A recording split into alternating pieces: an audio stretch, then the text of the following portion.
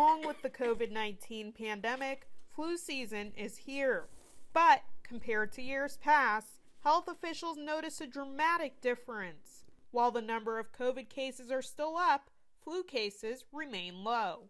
Right now, we only have 7 confirmed cases of flu reported in Erie County. Those numbers were reported by the Erie County Department of Health as of February 2nd. Hospitals are thankful for the new trend this year. We're not seeing flu, we're not seeing RSV, and usually by now we've had a couple cases. So again, very unusual for us, but we're thankful that, COVID's the only respiratory virus because we know how to prevent it that we're dealing with right now. Surprisingly, the pandemic is the cause for these numbers being low. Health professionals say the safety measures we've been practicing to control the spread of COVID is what's keeping this flu season mild.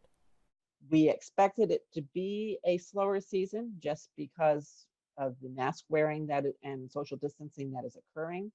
But even with the low number of positive flu cases being reported weekly, health officials are still stressing the importance of getting the flu vaccine if you have not already this year. The flu vaccine will help keep these cases down.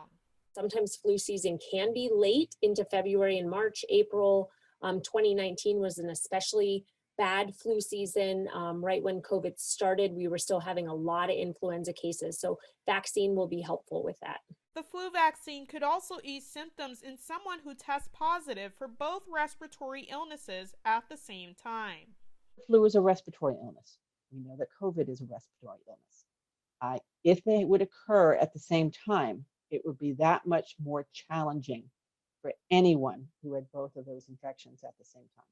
It would just be much more stress on the body, much more likely, in theory at least, to have complications of one or the other as a result.